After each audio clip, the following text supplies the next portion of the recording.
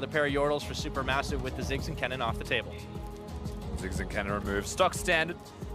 Also a couple of adaptations from the Marines, however, with this ban phase. Remember, they get the first pick for the first time in this series, but Iva and Rumble just beating the champions that beat them.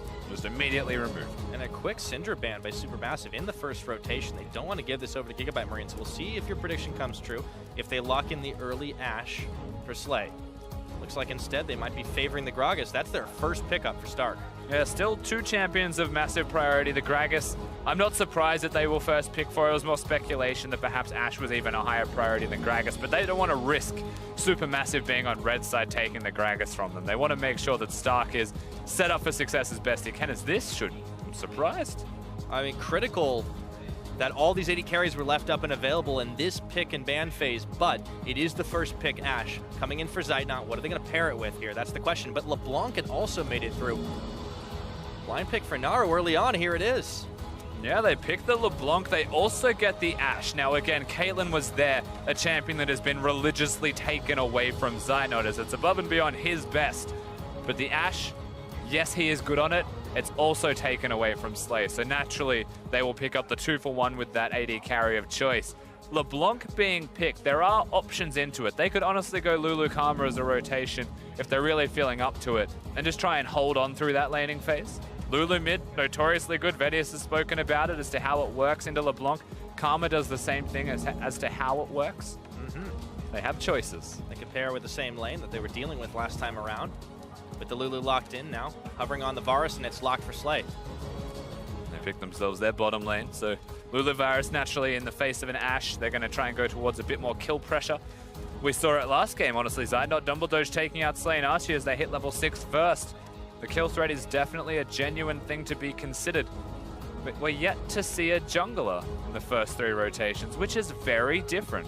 Yeah, now we have the Zyra locked in for Dumbledoge. So the Ashe Zyra lane once again making an appearance. We're in a ban phase 2. Is this where the jungle pool starts to get hit? So far it was only the Ivern that was banned out of all those champions. Well, SuperMassive have the first rotation. If they're looking to go towards a jungler as their 4th pick, they can immediately ban away the ones they don't want to play. But for their first ban, it's pretty risky. I would almost consider mid laners, such as the Karma. Especially when you're talking about dealing with LeBlanc, there's still the possibility of the Lulu being that support, but then you deny the extra shields from the Karma. So that's SuperMassive's choice. Back over to Gigabyte Marines for their ban. You can try and play what you like into the Karma, the LeBlanc rather, if you're feeling lucky. But the Karma, as we mentioned, a higher priority seems to be on the Varus for the Marines, opposed to that Karma, and rightly so, it does get removed off the borders. We aren't going to see the junglers banned just yet. We may see one from SuperMassive if they have a preference, but nope. That's the Shen, followed up by the Ahri ban. SuperMassive throwing a lot of things at Optimus. A lot of bans spent his way. Nautilus go with it is the question with these top lane bans. They try and force Mr. Fabulous onto something else. Fizz also actually needs to be thought of. Definitely something you want to consider. Nautilus is the one that they ban away. So Fabulous kind of gets hit towards that latter half of the ban phase. Keeping in mind that Optimus is also a Fizz player, so perhaps by banning the Nautilus opposed to the Fizz, they throw the gauntlet down and say, if you don't pick it, we might. Kind of force the tempo onto them. More questions be answered soon. With all the junglers making their way through, looks like Stomage wants to try his hand once more at the Lee Sin. Remember, all the way back to game 1 of the series, he was having a hard time, but not because of the champion, more so because Levi was just giving him no rest. Well, it's because the strategy revolved around keeping Stomage down in its entirety. Level 1, invade him. Level 2, go to his blue buff, take everything from him. It happened in the last game, but his team collapsed around him a little bit better. So expectations will be exactly this one more time. The jungle is picked first, but now we get to finally see what's happening in this middle lane for Optimus. Where does his heart desire him to go? Well, he always has the potential to match Assassin for Assassin, a guy that's very known for high mechanical ability. It's always possible. They have themselves some magic damage, so it wouldn't be the end of the world for sure. But does he play it safe? Does he go for the Lulu? Do they instead take Archie a different support? No, something completely different. It's a Lissandra. Curious that someone would actually go towards the Lissandra. I personally am actually a big fan of the champion. I would say with the slight buffs that Lissandra had, I don't think they mean a single thing, especially not in this patch right now. But Lissandra being picked into LeBlanc, namely, has pretty good wave tempo, can run teleport, can split push, and can kind of match the pressure that a LeBlanc places down now with what is usually the Gunblade Lichbane build. And then over to SuperMassive, the final pickup. They just needed themselves a tank. With a lot of them banned away, fall back to the next. It ends up being the Maokai for Fabulous. Maokai by no means bad, just not as good as Nautilus. Gragas, you would expect, actually has a bit of control during that laning phase, but in his own right, Fabulous should be okay. We don't usually look at this top lane between Stark and Fabulous and say someone's going to outright beat the other person. We still always bring our attention towards from the jungle down on your champions list, because junglers, I'd say, are most important. Naru has been very inconsistent at the moment, where Optimus just spontaneously dies at level 1s, but barring that has been quite solid. And the bottom lane 2v2 has honestly been surprising with how it's panned out. Yeah. And for the first time, we're going to have the teleports matched 2 for 2 on both sides of the map, so we could be in for some real crazy 5v5s, whereas last time we could really kind of predict that at a certain moment, a team was going to have an edge coming into things, but that can be very different. Seems like the plan for SuperMassive, though, is still going to try to roll this LeBlanc forward as best as possible. Not going to be the easiest thing up against Optimus on this Lissandra. And it'd be bittersweet for the Gigabyte Marines at match point to play the same champions that SuperMassive did in the 2v2 and beat them with it this time around, but it's always a possibility. It's a statement game, to say the least, if that's the case. We'll see how it all pans out. Slay and Archie have definitely been surprising Zeitnot and Dumbledoge, but maybe this is where things turn around once again. We saw what happened when they can hit the fast level up, get themselves an edge over their opponents. But you're going to need more than that to take out the Marines right now. They want to even this series up and get themselves a chance to move on to the next stage at the mid-season Invitational. And we are out of the gates for Game 4. We absolutely are, and again, we hinted towards the potential for 1-3-1s as this game progresses. This is the Gigabyte Marines matching what SuperMassive did in game number 4, potentially trying to best them at their own game instead of having the Syndra, instead of having somebody that runs Ignite, trying to survive as teleports happen, as rotates happen, and pull them around the map. Awkwardly, they have said we'll meet you in the middle, and it is all about realistically how these mid laners perform, because if the LeBlanc is fed, everybody explodes. But if the Lissandra gets fed, not even sure that LeBlanc can side lane against it, as it is an adorable skin. Yep. This is a much cuter tree. I'll give you that one, Rusty. Is that a chroma? Yeah, I think so. I had no idea that had chroma. He's got multiple pajamas. He does. Yeah, who has one set? I mean, green makes more sense, too, for what it's worth, as Gigabyte Marines are now doing a level 1. Heading their way up top. Optimus, Levi, Stark, all here.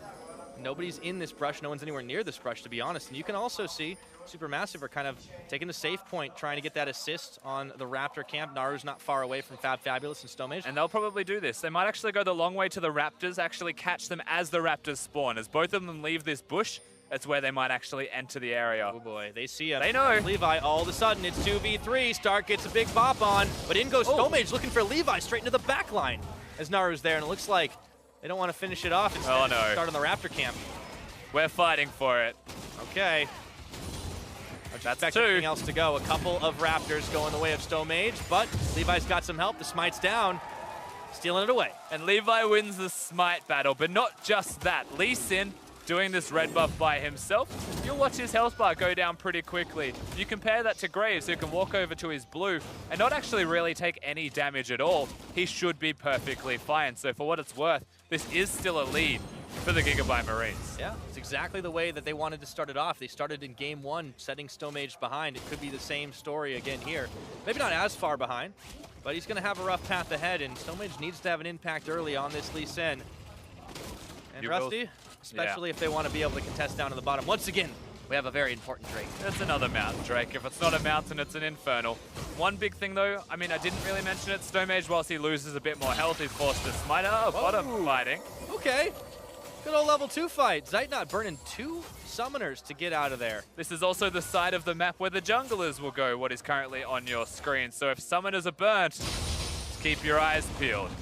Okay, Optimus and Naru still dueling with each other, but we'll take a look at the jungle right now as Zeitnot is going to get first blooded. Stomage comes right on in, and they equalize on 80 carries. Archie in trouble. Archie's by himself. He's going to have to dodge out the Sonic Wave, and he was expecting the juke. Again, the flash was always going to be there from Archie, but the resilience to hold the summoner, even a prediction on the juke wasn't going to be enough for Lee Sin. He was playing a pretty tough mental game. still gets a kill for his troubles, as we get to see once again. The first blood, Lee Sin just shows himself now. Unfortunately, another Q missing from him. I don't think he actually hit one down in this trade, but comes in to make sure the kill is his nonetheless, as this is expecting a juke. And apparently Dumbledore's dead. Okay, so we know who the better support is here. Once and for all, totally settled. Man, we just keep missing them by inches. Archie coming up with that kill, and you can see that summoners were burned on both sides once again. Dumbledore just flashes down, so is Archie's.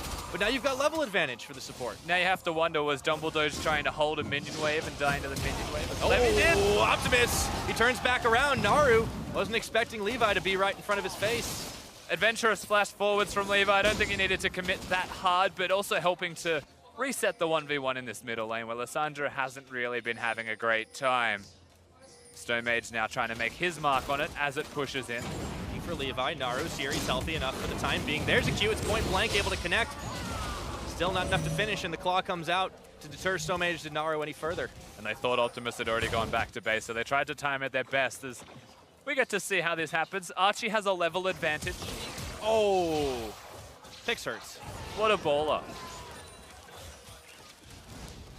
He was on a ward that entire time. This guy. Gotta give it to him. All right, so all things said and done, we're 2-1, but the bottom lane decides to keep on fighting. Slay's a little low here. He has got a Vamp Scepter. He's also gone for the refillable potion route. One other thing that I have to mention, because it's my favorite thing about watching competitive games, 5 control wards from the Gigabyte Marines. Archie just removes 1 from his inventory, and there's still 4 present. This is how you win games in competitive. You buy control wards everywhere. And because they have the slight edges across Summoner's Rift as it first started, they have enough gold to be able to afford those control wards. Vision's definitely the important part of the game. Very difficult for Stone Mage to gank through all of that when they get placed. Yeah. Still, Stone Mage has been making his presence known. He came bot early on, get that 1 kill, but he's not the only one that likes to go roaming. Optimus clearing away the Scryer's Bloom to make sure nobody's in that side of the Supermassive jungle. Also clearing the pit near the blue buff area, so not only revealing vision, but also resetting when the blue buff spawns. It's just Dumbledore by himself. Slay still has the life steal. It's all good for now. Now Levi returns to the scene of the crime. Level 1, trying to deny Raptors once again. He's able to get a 1 back. Stone Mage is not going to idly let that one go, but he realizes he needs to finish the Raptors off. He's going to idly let that one go. Yep. Just ward hops for effect. I was incorrect assuming he'd be chasing that down. Level 5 now. 2 level advantage in mid lane for the record. Naru is bodying Optimus. He's just got 5.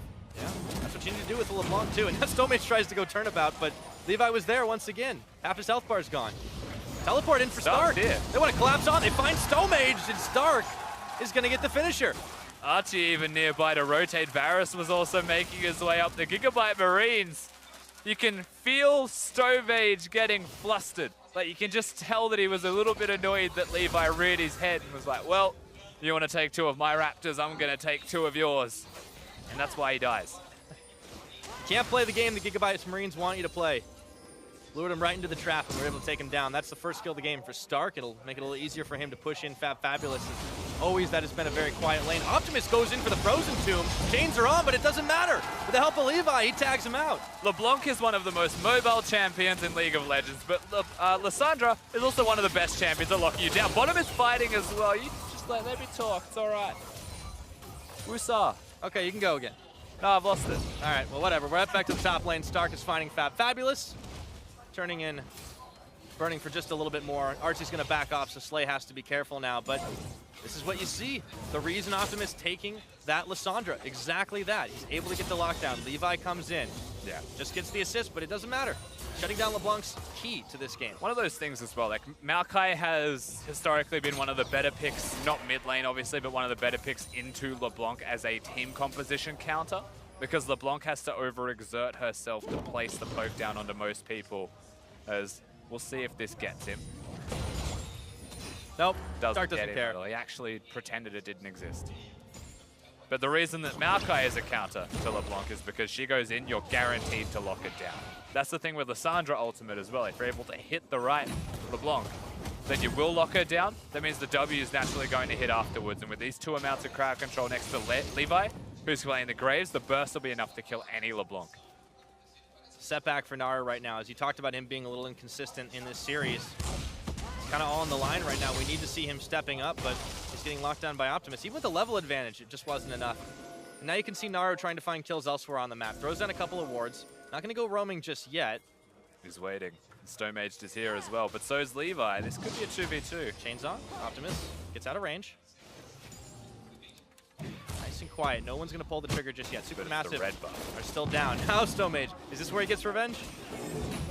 It might be. Sonic Wave. He'll probably go for the smite. No, he's not even going to commit to the smite war. Level disadvantage is enough to deter him. Stomage looks like he's playing scared. Just a little bit. I feel like he learned his lesson. He's still perfectly fine. It's 1 level disadvantage, sure, but he has still got a kill. He's got some long swords.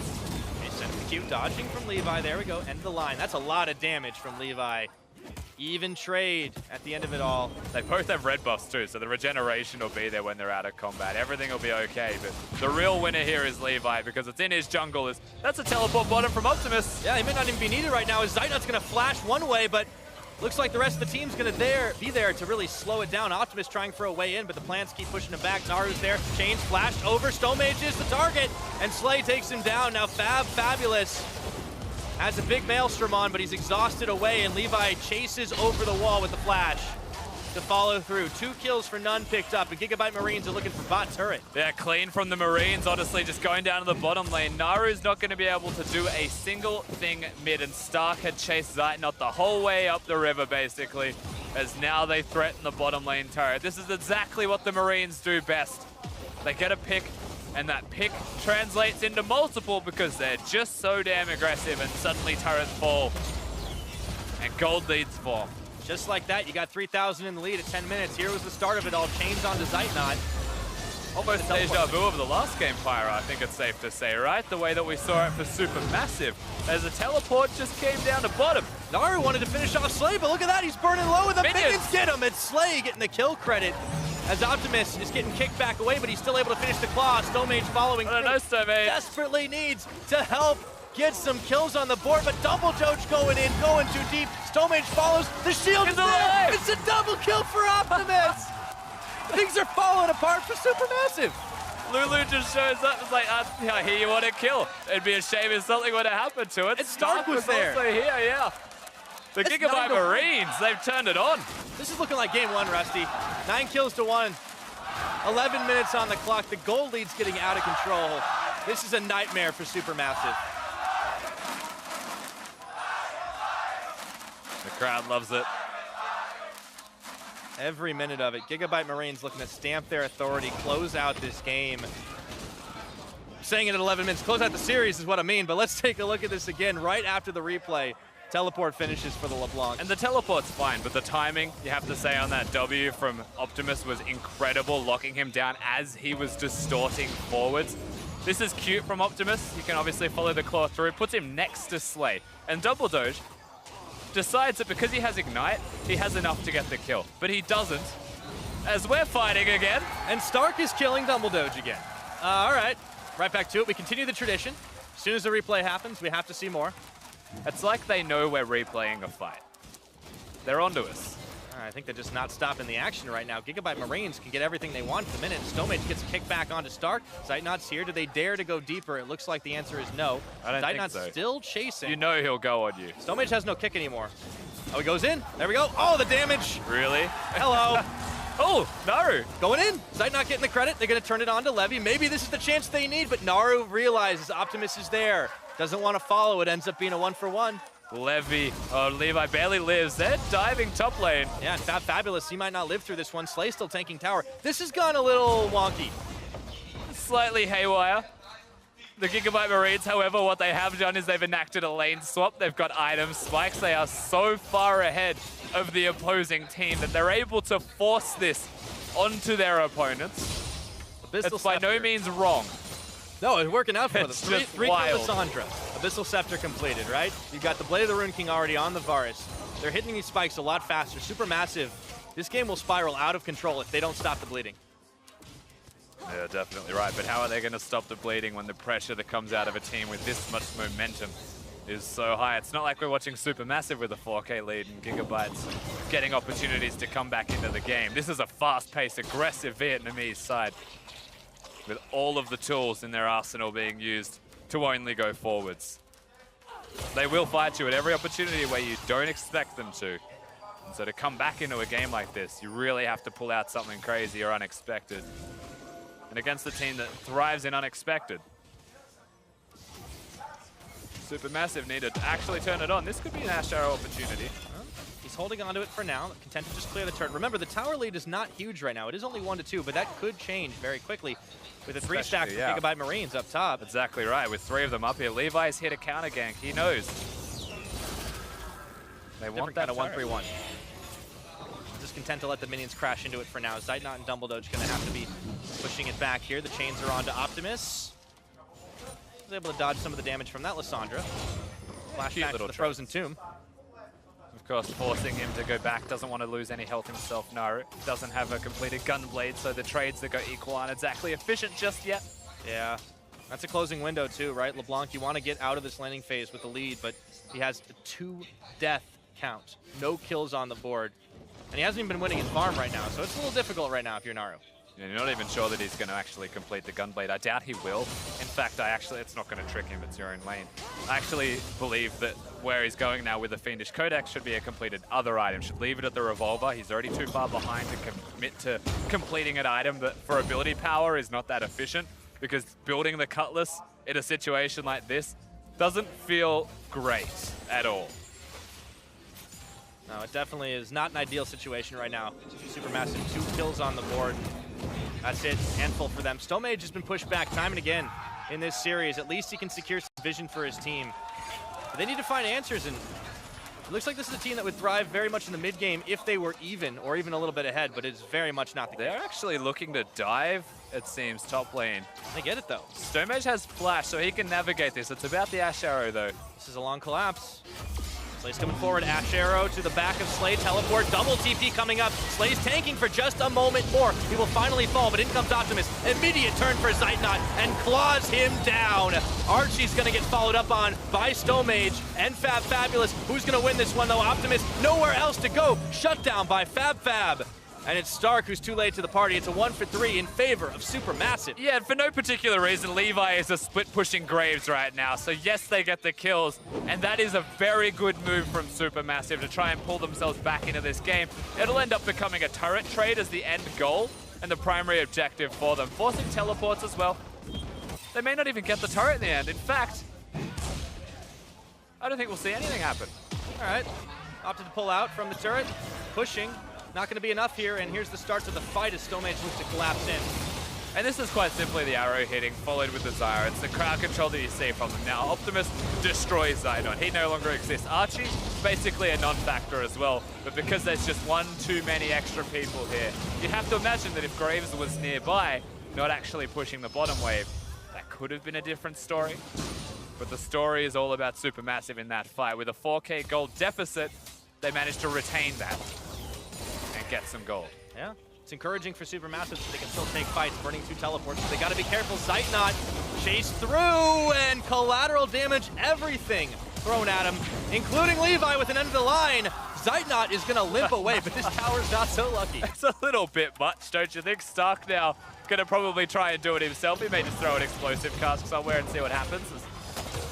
The arrow hits. On to Optimus, in goes Naru. No deletion possible. The heal was even more there. As Fabulous comes in, the Frozen Tomb is down to heal up Optimus. Fabulous tries to recommit back in. The Maelstrom pops for not enough damage, and Slay will take down the Supermassive top laner.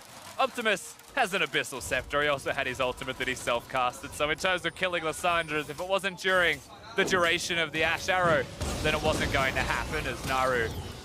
Was it worth it, buddy? If he got the kill, that's a maybe, but not this time around.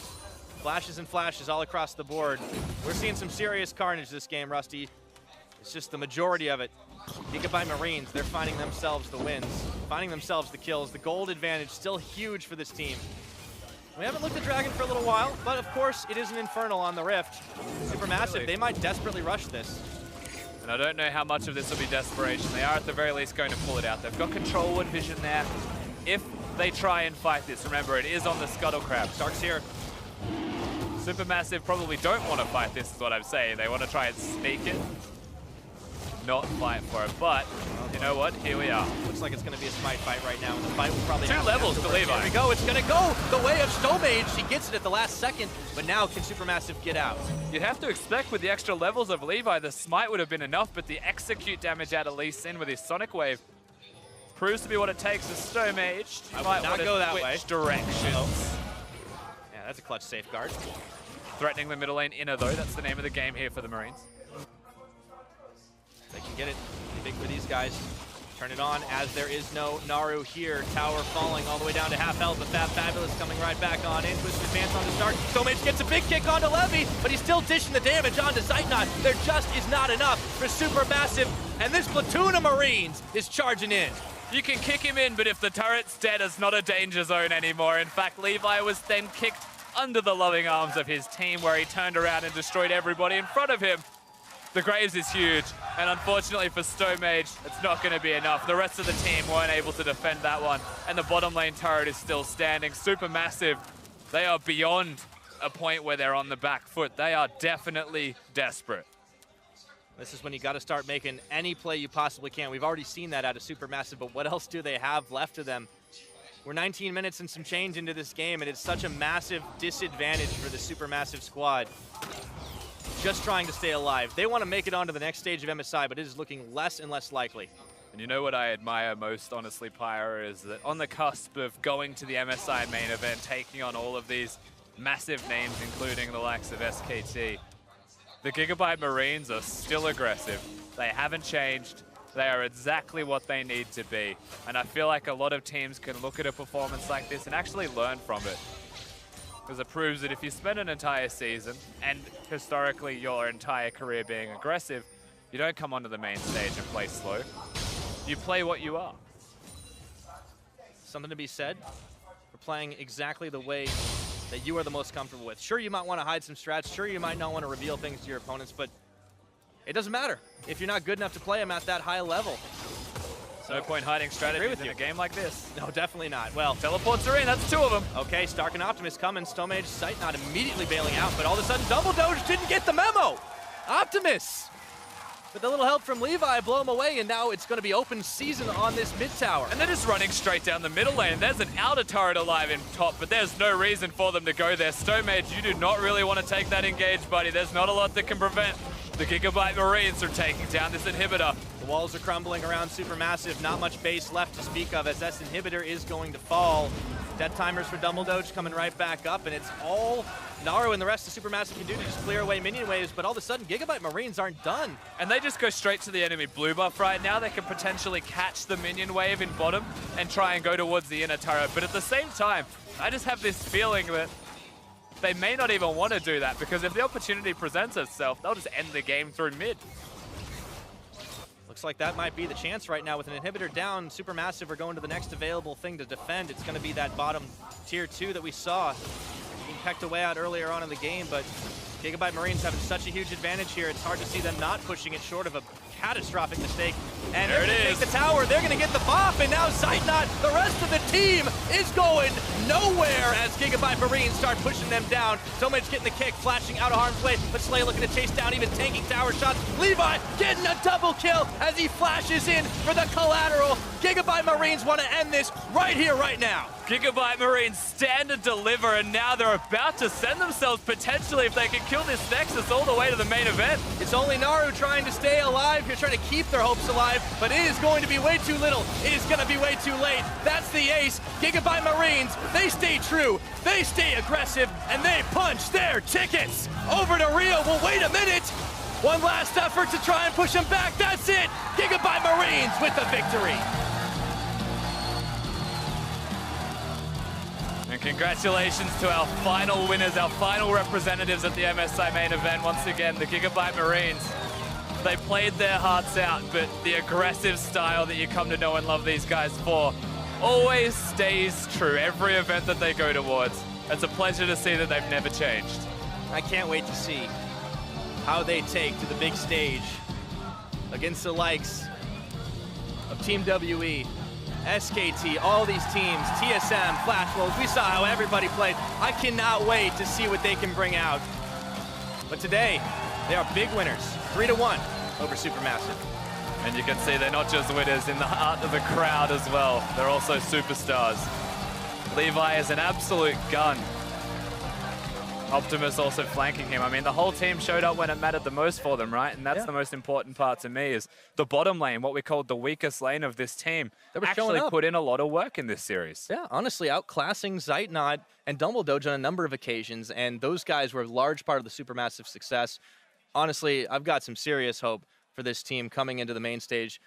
You always think about it, oh, these big teams, these big regions, they're always going to crush. Well, I don't know about that. Maybe not the case with the way the Gigabyte Marines are playing. I mean, with the way that they played against TSM, maybe it was TSM underperforming, but I have high hopes for the Gigabyte Marines with this crazy style. If anyone wants to meet them, fight them in the chaos, you may find yourself actually going down to their level, and that's exactly where they want to meet you. Fighting in the mud, they will always win. And they're a lot more comfortable doing it for sure.